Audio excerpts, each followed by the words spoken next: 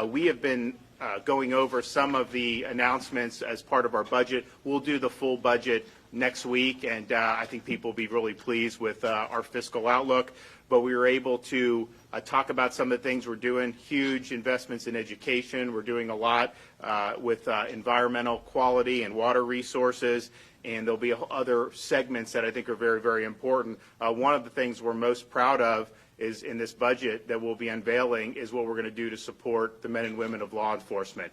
And as most of you remember, you go back last year, the summer of 2020, you had huge movements in different parts of the country, municipalities, even state levels, to attack law enforcement, to defund law enforcement, and many municipalities did take a huge chunk out of their law enforcement budgets, and now they're racing to try to figure out how to get it back in because crime has skyrocketed, and it's truly been one of the most disastrous policies that anyone's ever tried to implement, this whole defund law enforcement. And you see the effects of this every single day in jurisdictions that indulge with poor policies when they're soft on crime. You look at people getting let out without bail now. You just let them right out in different states and different parts of the country. That has catastrophic consequences for public safety. And so, I'm proud to say, even when that was kind of the cause du jour of the media in Florida, we never budged an inch here. We stood with law enforcement the entire time. Last summer, we made clear we had their back. We wanted to make sure our communities were kept safe. And we wanted to show our appreciation that as other jurisdictions were defunding law enforcement or taking money away, that we would fund and then some. And so the budget that I signed for this current fiscal year included $1,000 bonuses for every sworn law enforcement officer, first responder, and EMT who've been proud that we're able to do that. But we also are going to do much more than that. For the upcoming session in our budget, we're going to have some long-term support, particularly for state law enforcement agencies, and we are going to be putting our money where our mouth is, enforcement officers, by 20% to help our state law enforcement agencies recruit more law enforcement officers. Additionally, and maybe most importantly for the folks we have here, my proposal also probably anywhere in the country. We feel that it's warranted. We also feel it's the right thing to do, and we feel that we have an opportunity strategically to get an advantage and to recruit not just great people in our state to go into it, which we'll do, but also some of the best throughout the country who are looking for greener pastures. And so we're proud of this. I think we'll get strong support in the legislature for it, and I'm just happy to be able to be leading the effort and leading the charge here. I want Chief Mark Brown from the Highway Patrol to be able to come up and say a few things. Thank you, Governor. On behalf of the Florida Highway Patrol and all state law enforcement, I'd like to extend our sincere appreciation to the Governor DeSantis for his unwavering support for the men and women in law enforcement, not only in our state, but across the country. As we celebrated Thanksgiving just recently, I couldn't help but think about how grateful I am for the governor's leadership and for his willingness to do the right thing and what's best for the people of our state.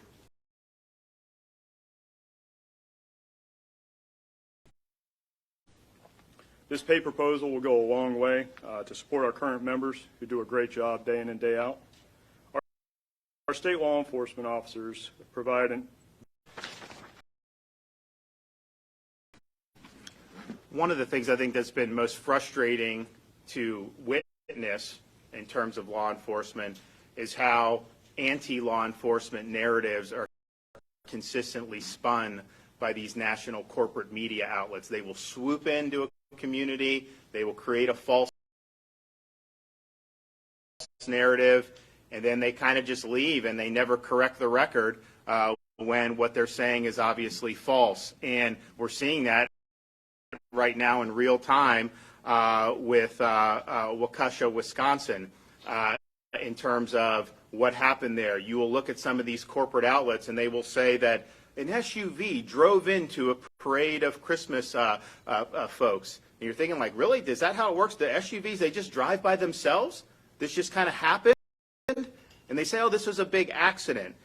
You never actually hear the discussion about who committed this, what was the motivation.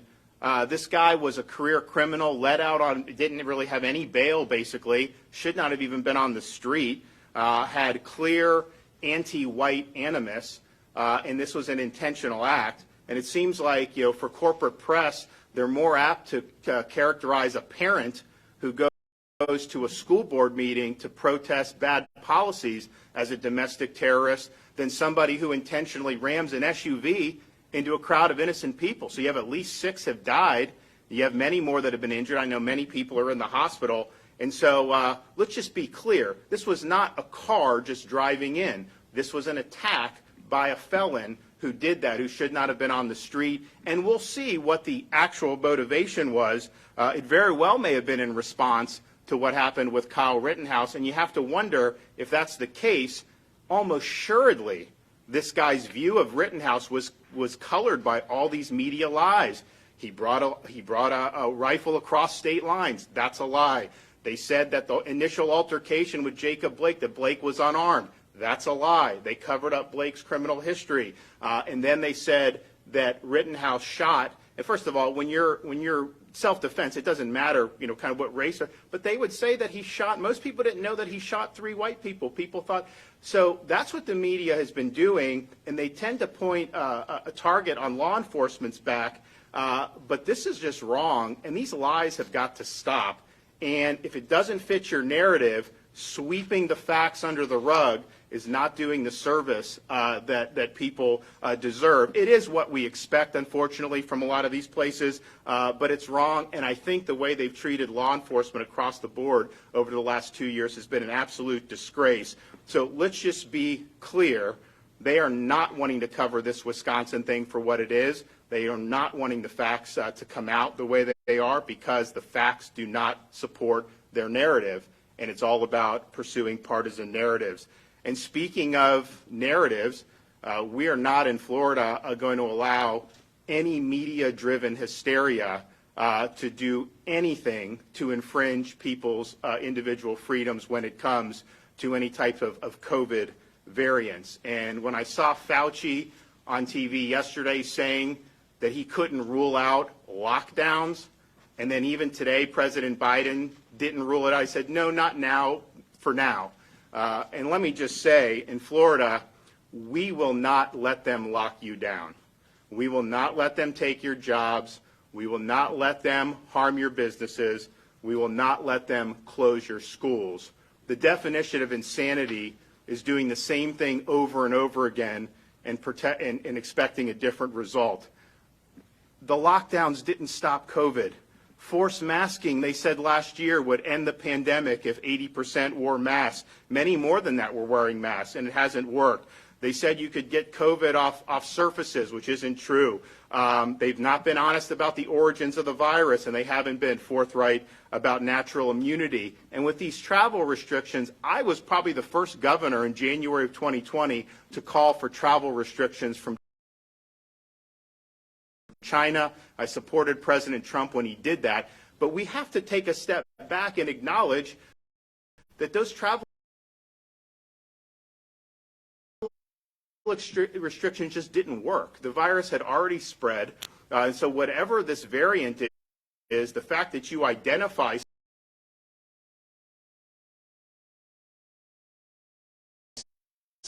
in southern Africa, that does not mean that it's not in any corner of the globe. It's an airborne respiratory virus. So I think those restrictions are not going to work. They haven't worked in the past. And that's the federal government can control that. I've been arguing to allow more flights in from South America and all these other places.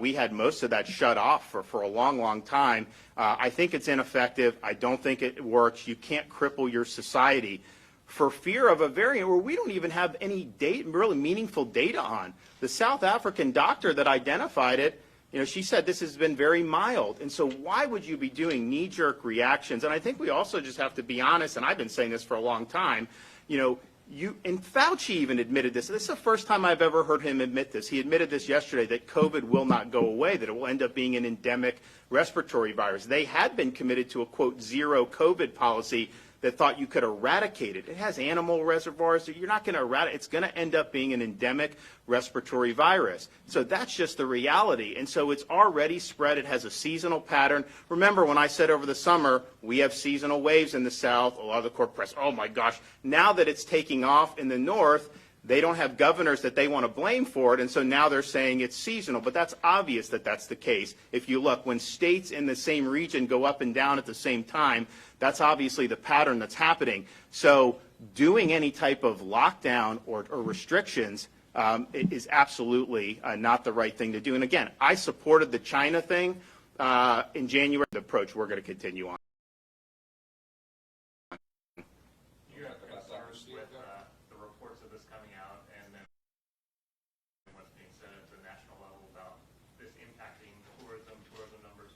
Well, here's what I would say. It's a good question. How does that impact tourism? If you look up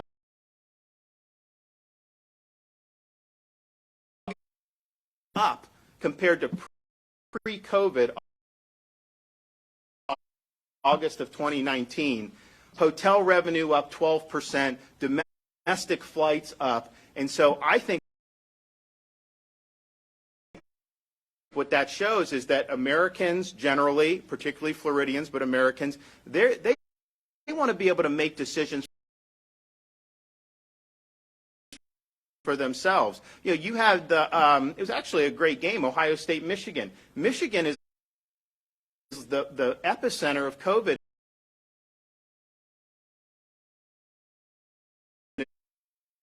Go crazy. I didn't really hear much criticism of it, and quite frankly, I didn't criticize it because I think those are folks that make the decision that they want to go out and they want to be able to live their lives, and I think that's what we should want people to do. So I'm very bullish on the tourism here because I think for two reasons. One is people want to be able to make their own decisions. I think that they are done being told what to do. But I think also the fact that Florida has worked so hard to protect people's decision-making and freedom, if people have decisions about where they want to visit, they know you can come to Florida, you can get off that plane, you can go get a bite to eat, and guess what?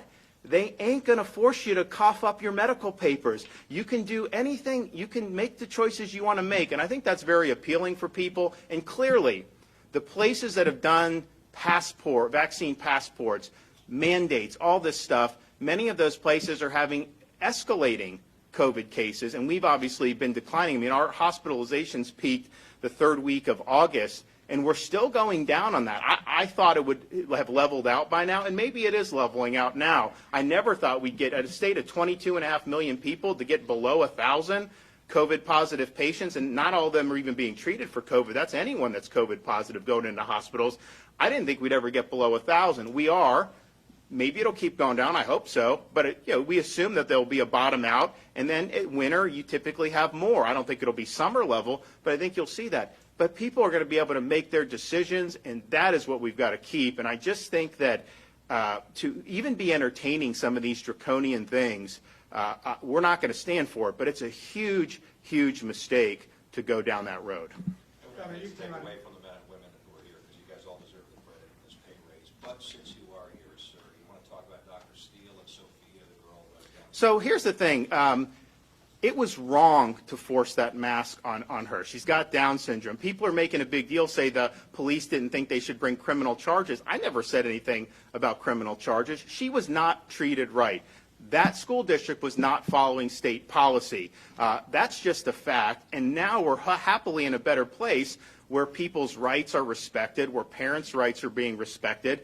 And I think that that's just a much better situation for all involved. But I don't get hung up on some of these policies, whether someone should be prosecuted or not, because I don't know all the individual facts. I just know it was wrong to do what they did to a girl who clearly had every reason to not have that happen to her. All right, we'll see you guys soon. Thanks so much. All right.